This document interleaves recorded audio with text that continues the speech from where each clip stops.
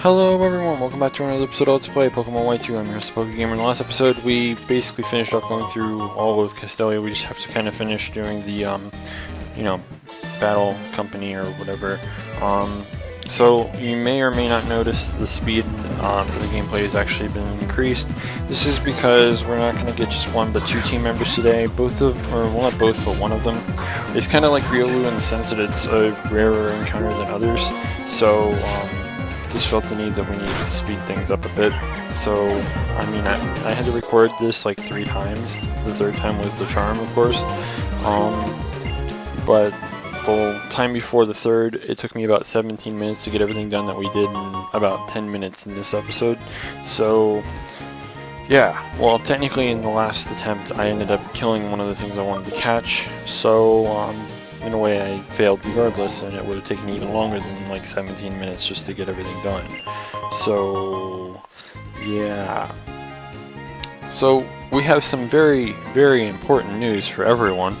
We've already talked about this before, and I feel like it's not going to be the last time that we talk about it, even after today. Chuggaconroy leaked the fact that Metagross is a thing. Not sure how I feel about its new appearance, but the fact is it's hovering off the ground now rather than standing on it. This means that I might have actually called it correctly, and it might actually have the ability Levitate, which takes care of one of its major weaknesses, especially since it's now, hit super effectively by Dark and Ghost. So Metagross might become a little bit better with this, assuming that it does actually get Levitate, of course. And I'm pretty sure you've already guessed who actually has the Metagross or the Metagrossite, which would obviously be Steven. This leads me to believe that at a certain point in the game you get the Mega Bangle from him, and he has, or to demonstrate Mega Evolution, he Mega Evolves a Charizard. I'm assuming that once you actually get to him as a champion, he actually has Mega Metagross instead. So, I don't know. Maybe he has like 2 different Mega Evolutions throughout the entirety of the game. Or maybe like it's just like I said, he uses one whenever he gives you the Mega Bangle, just to kind of demonstrate Mega Evolution, and then later down the line you see the Mega Metagross. For anyone who remembers Ruby and Sapphire and Emerald, I think it was post-game you managed to get a free Beldum from him, so maybe on top of that, or the Beldum will just come with the Metagrossite, which makes some sense. But I mean, either way, it's kind of cool. I don't really know how I feel about its new look. It kind of has this like long ass pointy stake coming out of its face, so I mean, I don't really know how I feel about it. But some of the in-game actual views of it are pretty cool.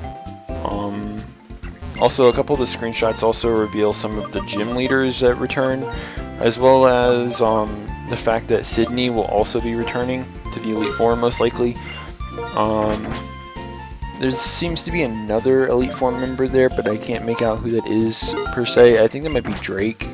I'm not entirely sure.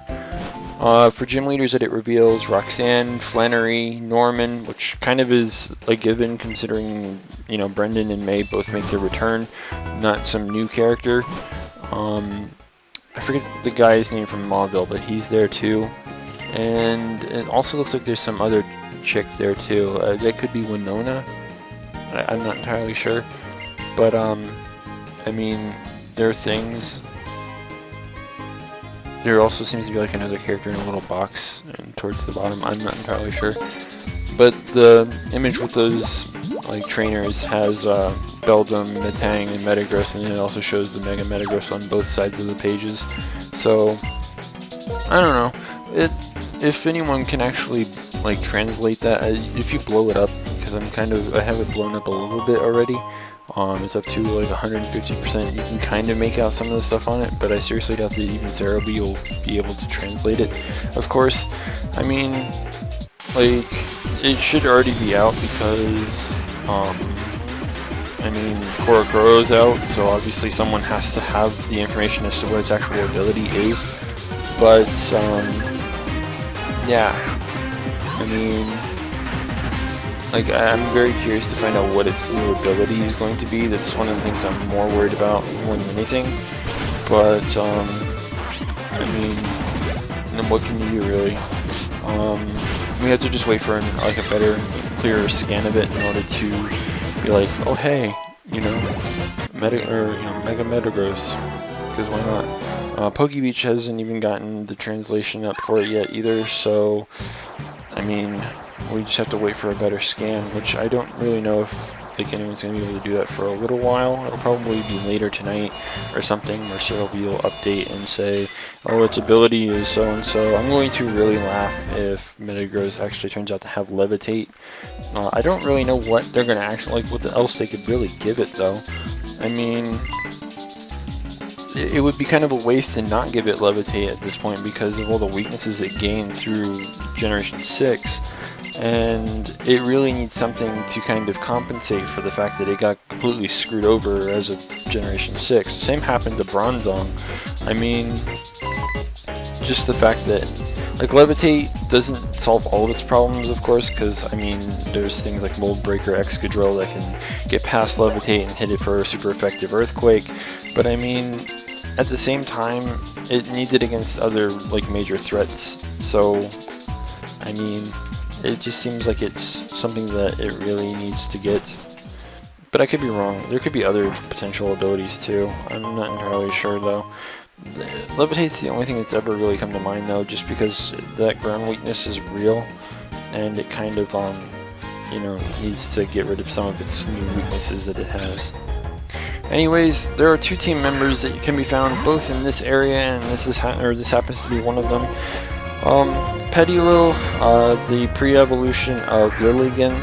Lilligant was one of my favorite Pokemon ever since Generation 5 was ever revealed. My first Generation 5 game was Pokemon White, and through my playthrough I ended up getting a Petilil that had own tempo. So giving it, I think it's Petal Dance. It's kind of like the Outrage for grass types, and you know, no confusion because of own tempo. So I'm gonna have to like get one of those off screen because that's what I'm planning on doing with the Petilil through our, you know, Let's Play. So yeah, and no, our second team member is not going to be Rattata, because I mean, and there's plenty of them in this area. You can also find things like Skitty, Pidove. I'm trying to think. If you have Black 2, you can get Cottony here instead of Petilil. Trying to think of what else you can get here. Of course you can get Audino because of Shaken Grass. I can't help but think I'm forgetting something. I'm not sure though. I'm surprised the dog's not howling yet, because I think my mom's still gone, and every time she leaves, he decides to howl for whatever reason. Anyways, 4th team member confirmed. Eevee. And the reason why this is going to be a team member is because it can be one of various different things. I think it's like 7 evolutions up until Generation 6, and then Generation 6 I think it has like 8. I could be wrong, I'm just naming numbers off the top of my head. I'm not actually going through my head going, oh, the blah blah blah blah blah blah, and no. This is, you know, just me going, okay, I'm assuming that it's like this, but you know, whatever. So Terrible Nature, I'll have to get a different one off screen, which is going to be a major pain, yes, but whatever. At least well, I kind of have to do stuff off screen anyways, because new team members, I'm going to have to level grind them a bit to catch them up with everything else. So, I mean, whatever. Petilil requires a Sunstone, by the way, so it won't be evolving for some time, I think. I have to kind of double check and see where I can get a Sunstone. If nothing else, like, I can try and figure something out. I'm sure that there's one early game. In fact, there's probably still one in Nimbasa City, though I'm not entirely sure. I have to look into it, but at the same time, it shouldn't be that difficult. I think I just need to evolve it after a certain level. It doesn't have to be, like, Petilil gets a good move. I think it gets Giga Drain or something like that by like level 26, so I just can't evolve it before that. But I mean, it's not that difficult to really just get whatever I need. And I mean, we're still early as fuck in the game, it really isn't that big a deal. But just something that I need to kind of work on, because I do want to have Lilligan as a part of my team for this Let's Play. But I mean, if I for some reason can't, then that would be kind of sad. But it's fine. It's absolutely fine.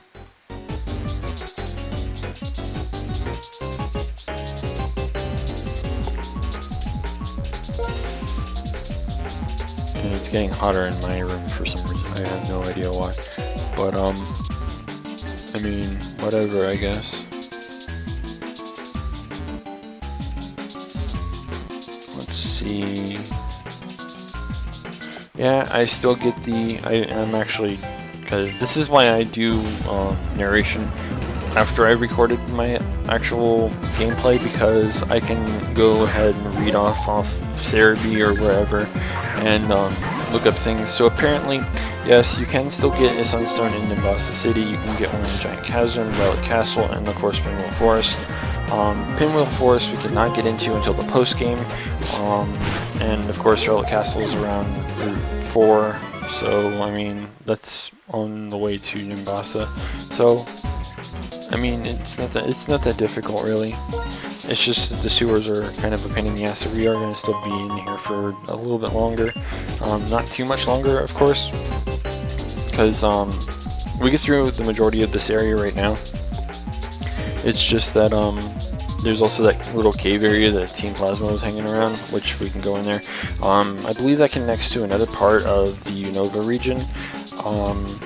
But you need strength for those other areas. But the area that we have access to as of right now, you can go in there and there's a few trainers that you can battle. So we'll end up doing that in the next episode. We can't do that now because I know that there's not enough time. By the way, you can see at the very top of the top screen there's a little shadow thing. That is a little Pokeball item. That Pokeball item happens to be one of the most broken items in all of Pokemon history, which is the leftovers. Something I really recommend you get. I mean, if you really don't want to have one of the best items in the game, feel free to pass it up, but leftovers can be found literally right there. So I kind of recommend that you go and get it, because really good item. Plus there's also a doctor here, which is kind of ironic. You have something that every turn gives you health back, and then you have a doctor over there that just recovers you for free anyways. So, but I mean, it's just an item that I think that everyone should just really consider picking up, because, I mean, why not get a leftovers, right? I also feel like mentioning this because it kind of has relevance to an English version of X and Y. Apparently, for those in the UK, a new event has been announced. If you happen to go to your local game, that's what they call GameStops there, I guess, you will have the ability to download a Charizard either via Nintendo Zone or through a serial code if asked for at the till. I don't know why I said bill. This event mimics the event that was in Japan earlier this year and offers a Charizard that will come with a Charizard Y if you connect with Pokemon X, or a Charizard X if you connect with Pokemon Y. And apparently it runs from July 11th to August 10th, so that's going to be starting for you guys tomorrow. I mean, I kind of recommend you do that. Also, considering today is now Thursday, for those of you who are also in Europe, the Pokemon trading card game, the Gameboy Color title, first released in Japan in 1998, and then North America and Europe in 2000, is now available for download in Nintendo eShop. Apparently, the game is 65 blocks, 8 megabytes to download. Recently, with the help of crew, blah blah blah, we upgraded our blah blah blah. So yeah, I'm reading off of Serebii, just bear with me. So yeah, you can go get the Virtual Console game, the Pokemon trading card game. Of course, this is something that only Europe has access to at the moment. Again, fuck you guys, I kind of wanted to get it, but I mean, no shame. It was a fun game back when it was kind of new. I don't remember if I ever actually beat it, partly because getting cards was always kind of a pain in the ass for me, but it was still a lot of fun to play. So I mean, I kind of recommend you get it. I mean, it should be fairly cheap for anyone who has a steady income at least. I mean, it's like $5. So I mean, you really don't have much of an excuse to pass it up if you enjoyed the game. But I mean, I would pick it up if I had the money and whatnot. So I don't know. But considering we're almost out of time, I mean, I guess we kind of, it looks like there was a way to get over there, but apparently not, so I don't know. Anyway, since we're basically out of time, what we're going to be doing in the next episode is we're going to be continuing going through the Castelia Sewers, aka this little area over here with the little cave, taking on a few trainers here and there, and hopefully getting to the gym, which, well, okay, not hopefully, we probably will be because, you know, not much left to do. So, yeah, be sure to stay tuned for that. If you haven't already, don't forget to rate, comment, subscribe, and until next time, this is the PokeGamer signing out.